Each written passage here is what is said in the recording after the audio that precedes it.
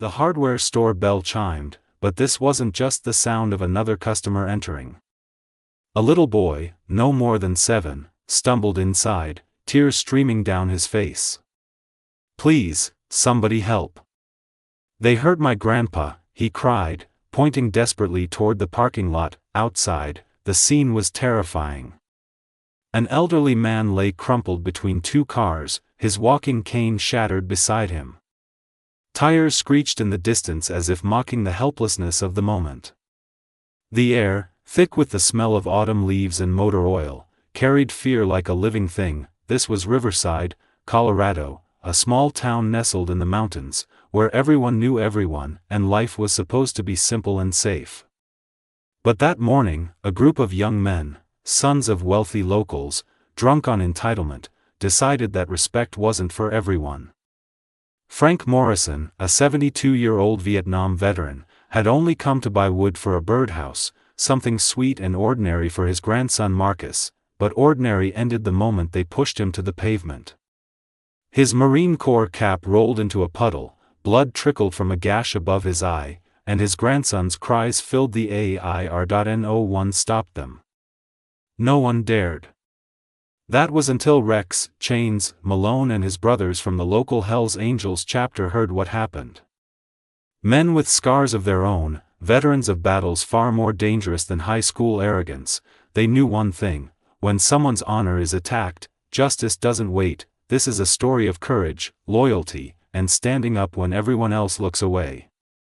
A story of a little boy, his grandfather, and a group of unlikely heroes who proved that some men still take a stand, and that honor never truly fades. If you're watching from anywhere in the world, make sure to subscribe and hit the like button. It helps us bring more stories of courage, loyalty, and humanity to life every day. The autumn sun cast long shadows over Riverside, Colorado. Frank Morrison, a 72-year-old Vietnam veteran, pulled his old Chevy into the hardware store parking lot. His grandson, Marcus, bounced in the passenger seat, clutching a toy soldier. "Grandpa, can we get wood for the birdhouse today?" Marcus asked, grinning. "That's exactly why we're here, soldier. Grandma's been asking for one by the kitchen window," Frank said, adjusting his Marine Corps cap. Inside, the smell of sawdust and paint filled the air. Frank moved slowly, his legs stiff from old shrapnel wounds, but Marcus held his hand, proud to walk beside his hero. They loaded the lumber into the trunk, unaware of the trouble rolling into the lot. A lifted truck screeched to a stop. 4 young men, barely out of their 20s, stepped out. Their leader, Derek, wore designer sunglasses and a sneer. "Hey, old-timer, you're blocking the loading zone," he barked. Frank looked around. There were no markings. "I'll just be a minute, son," he replied calmly. Derek shoved Frank hard. Frank stumbled backward, his bad leg giving out. He fell between 2 cars, hitting his head on the pavement. His Marine Corps cap rolled into a puddle. "Grandpa!" Marcus screamed. Derek's friends laughed, filming it on their phones. A woman rushed out of the store, dialing 911. "We need an ambulance," she cried. Marcus held his grandfather's hand, tears streaming. Meanwhile, across town at Iron Horse Customs, Rex, Chains, Malone was welding a gas tank when his phone buzzed. The message was urgent: elderly vet attacked in hardware store parking lot. Young thugs. No charges likely. Father owns half the town. Chains' jaw tightened. He had served 2 tours in Iraq.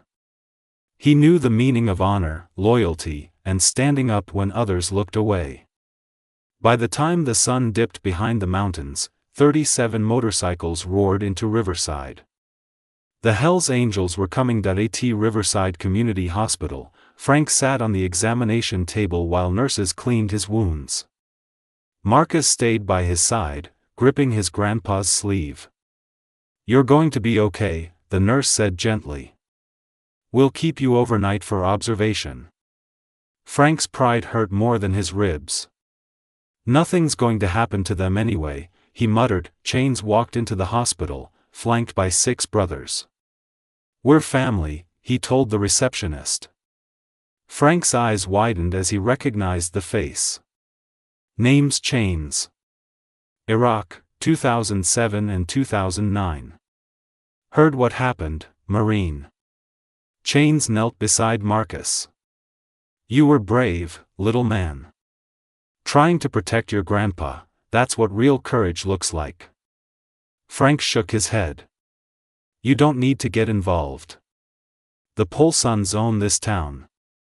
Chain's eyes hardened. We're evening the scales. Any man who served is a brother. Anyone hurt protecting family deserves protection back. True to their word, 6 bikers stayed outside Frank's room all night. Nurses brought them coffee. Marcus fell asleep knowing his grandfather was safe. The next morning, Derek Polson woke up hungover, laughing at the video of Frank's fall. His father, Richard, read the news with a cold expression. You put your hands on a veteran? He asked Derek. By noon, the official story would say Frank had slipped. No charges would be filed. But Chains and his brothers weren't done. They collected hospital reports, security footage, and witness statements. They called lawyer Sarah Chen, who specialized in holding powerful families accountable. Chains and the bikers didn't stop there. That night, they showed up at Derek's favorite bar, the Summit. 37 motorcycles parked outside. They didn't rush in. They didn't threaten. They simply made their presence known. You think you're tough? Chains said. Tough is taking shrapnel in Vietnam and still coming home to protect your family. You're a coward. Chains showed Derek the evidence, video, medical reports, and witness statements. Tomorrow, you walk into the police station and confess. Or we make our own justice. Derek couldn't run. He couldn't hide. He had a choice. And for the first time in his life, he chose to face the consequences. The next morning, Derek Polson walked into the Riverside police station, alone, without lawyers, without his father. I want to confess to assaulting Frank Morrison, he said. By evening, the story went national. Wealthy young man confesses to assaulting veteran after Hell's Angels intervention. Frank watched the news with Marcus on his lap. Did he say sorry? The boy asked. Yes, Frank replied. And if he's truly sorry, we forgive him. Forgiveness isn't forgetting, buddy. It's about letting go of poison. Derek was required to do community service, probation, and attend anger management. He also worked with Frank in a veteran mentorship program. Slowly, he began to understand honor, sacrifice, and true courage. 6 months later, the Hells Angels held their annual charity ride for veterans. Frank, Dorothy, and Marcus were guests of honor. Marcus wore a tiny leather vest made by Chains.